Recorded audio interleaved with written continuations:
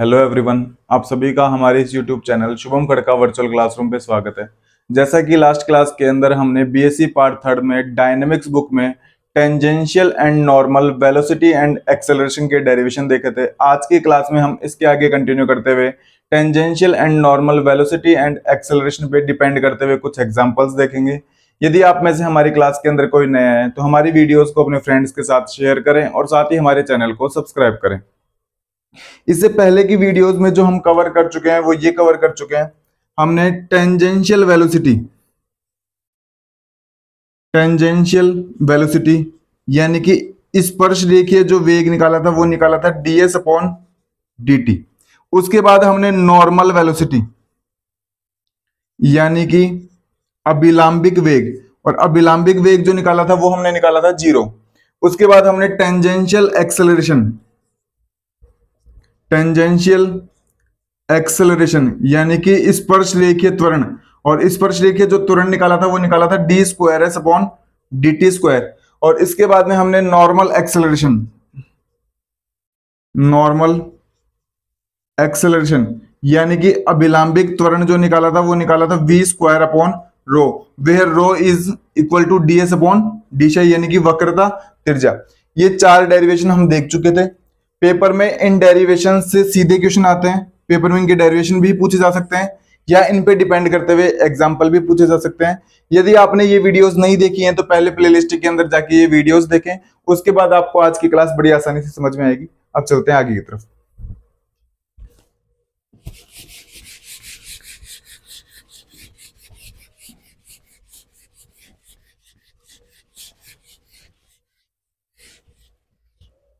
Solution. सबसे पहले हम क्वेश्चन को देखेंगे कि क्वेश्चन में हमें गिवन क्या क्या है और बुक वाला हमसे प्रूफ क्या करवाना चाहता है। सबसे पहले उसने कहा यदि किसी समतल वक्र में आपको कोई प्लेन कर्व दिया हुआ है, एक कोई पार्टिकल आपका क्या कर रहा है, मोशन कर रहा है, और पार्टिकल जब मोशन करता है ना तो वो कहना चाहता है कि उसका स्पर्श रेखीय त्वरण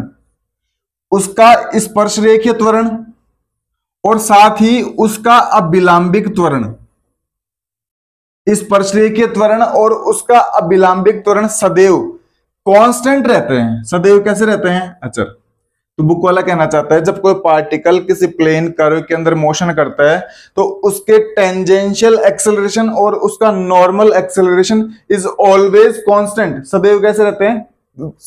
अचर रहते हैं। तो दिया है, इंग्लिश वाले गिवन के हिसाब से लिख देंगे स्पर्श रेखीय त्वरण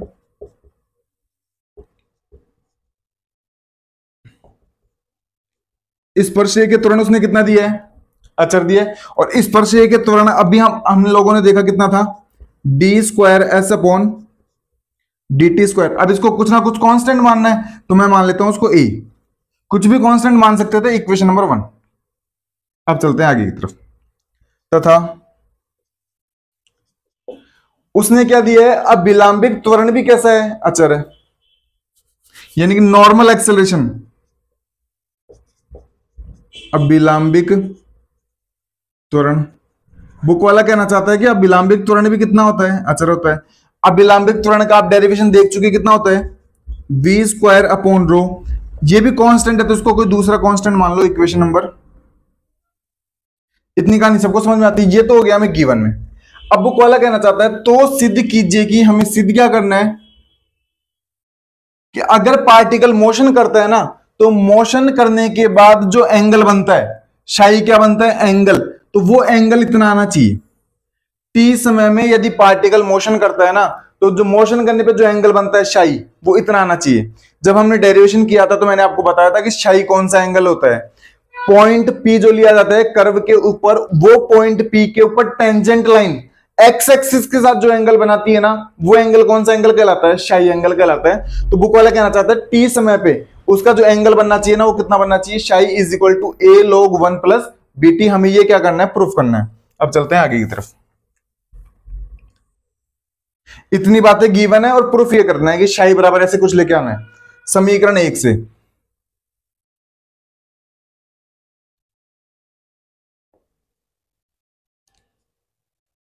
समीकरण 1 में आपको ऐसे दिया हुआ है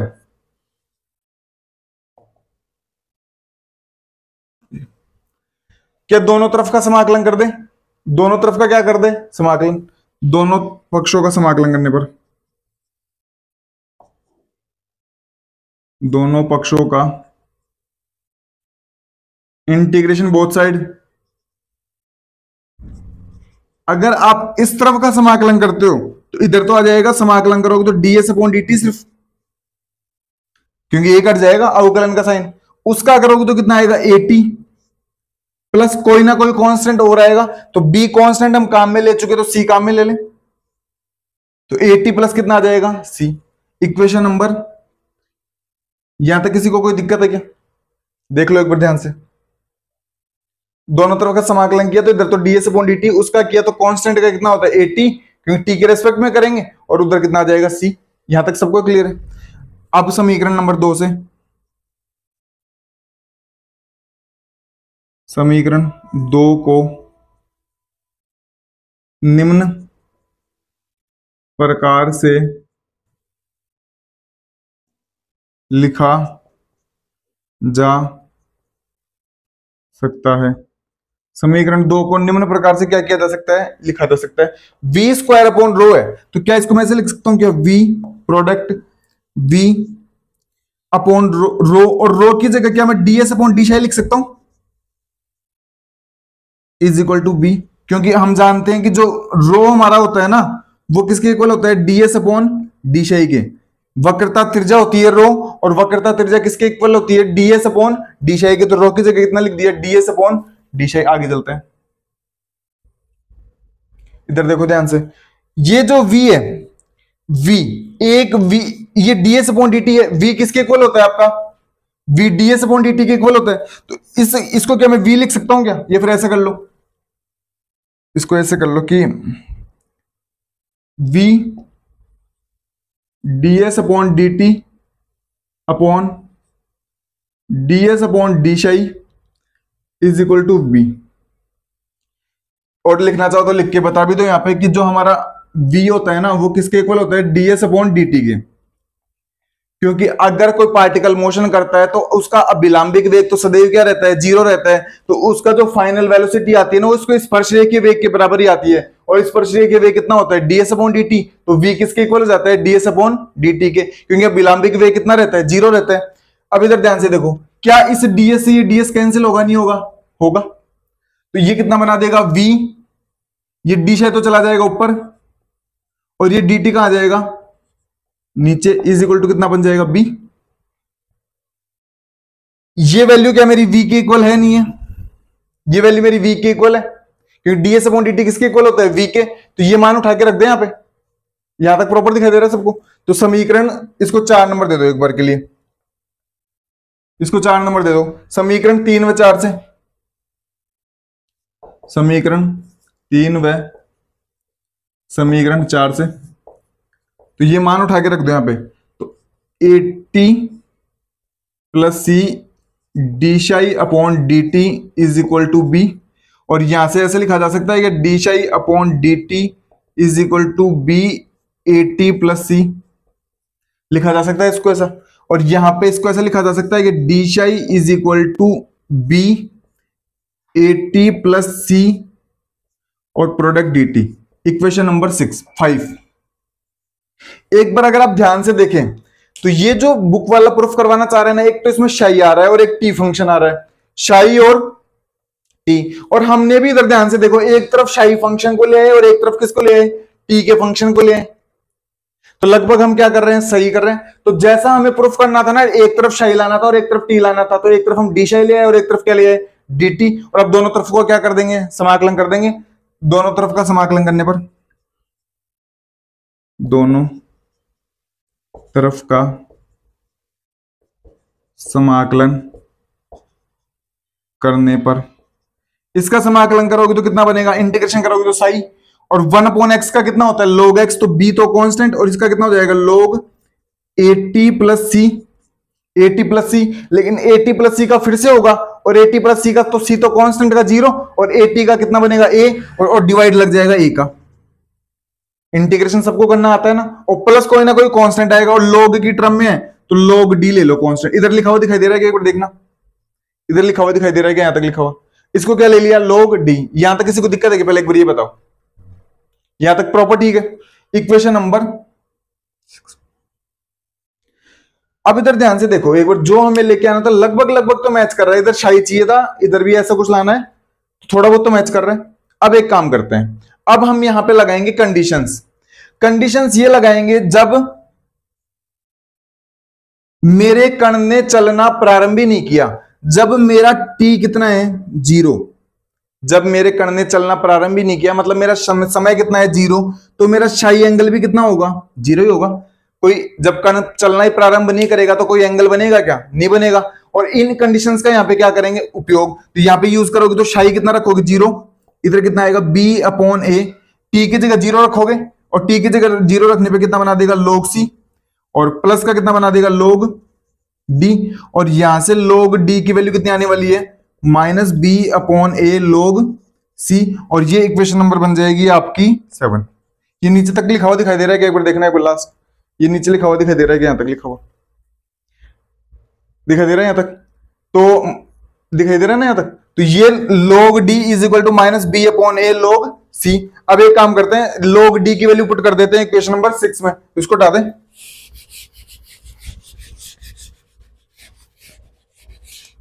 समीकरण 6 तथा समीकरण 7 से, समीकरण 6 तथा समीकरण 7 से, तो ये शाई इज इक्वल टू आएगा b/a log 80 + c minus log d की जगह कितना रख रहे हो b/a log c। यहां तक सबको क्लियर है। शाई b/a कॉमन ले लेते हैं एक बार के लिए, b/a कॉमन लोगे तो कितना आएगा log 80 + c minus log c।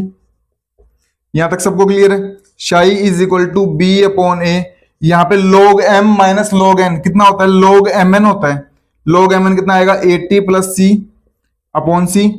क्या इसको ऐसे लिखा जा सकता है, शाई is equal to b/a log 1 + a/ct लिखा जा सकता है कैसा।